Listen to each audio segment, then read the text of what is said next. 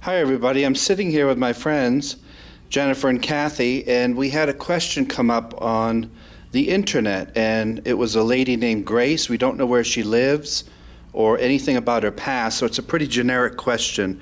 And Grace asked, I am thinking about getting into the martial arts.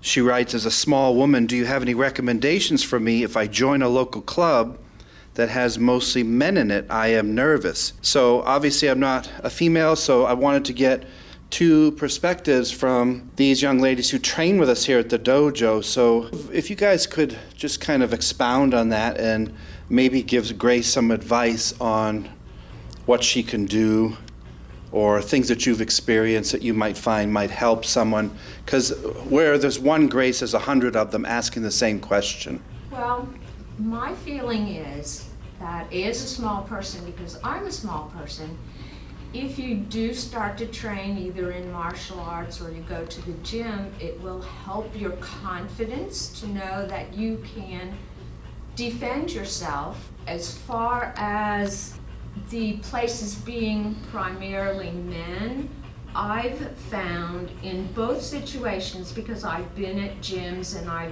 now have trained for about 4 years at the dojo, I found that men are usually very supportive if they know that you are seriously trying to better yourself.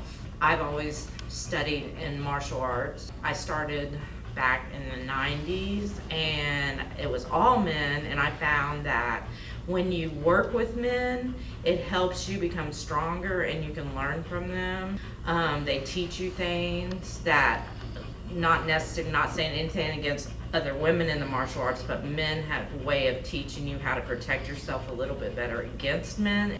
Someone attacking you, you're going to be attacked by a man. If a man's teaching you how to protect yourself, it's more likely going to help you than hinder you. Another thing is, if you have the opportunity, I don't know, depends on where you live and what the facilities are. If you have an opportunity to go and watch different schools or different gyms, you can tell a lot from the attitude of the people who are training. Or do they seem kind of arrogant? Are they friendly? Or, what is your feeling about the atmosphere?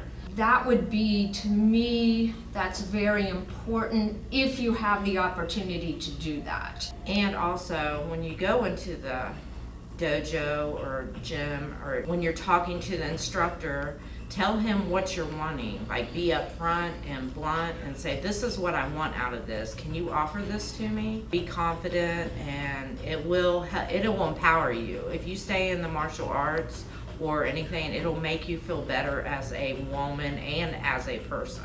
Yes, and I want to address the being nervous part.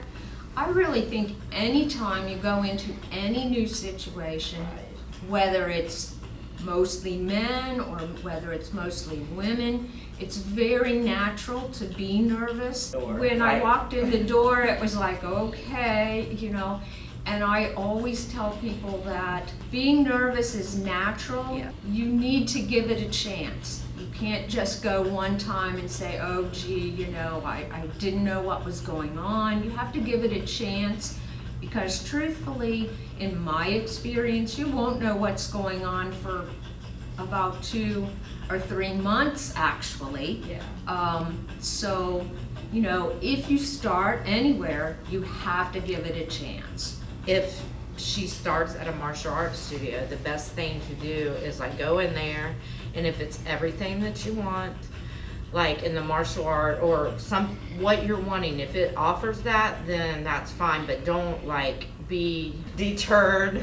They're not showing you grapples or holds or something like that, because there's a school right around the corner that is going to show you that. So just research the area, or even outside of the area. You can go, I personally go about 45 minutes from my home to my martial arts studio, and I've been coming for 2.5 years now, and I love it. And I don't ever want to quit. I don't ever want to get old. I don't ever want to quit. But look outside your comfort zone a little bit too with that. Yeah, I would say the first sentence that you wrote, I am thinking about getting into the martial arts. When people write that to me, I know that they're feeling their way around. But if you think about things, you'll never do them.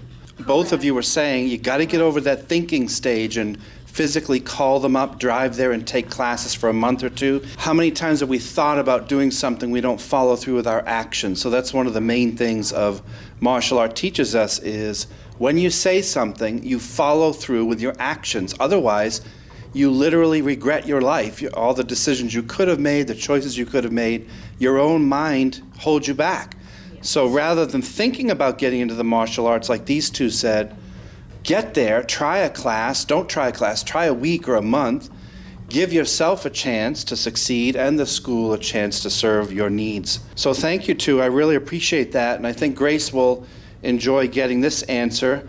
Really, when you think about it with martial arts, gender doesn't matter. It's about protecting yourself and protecting your family.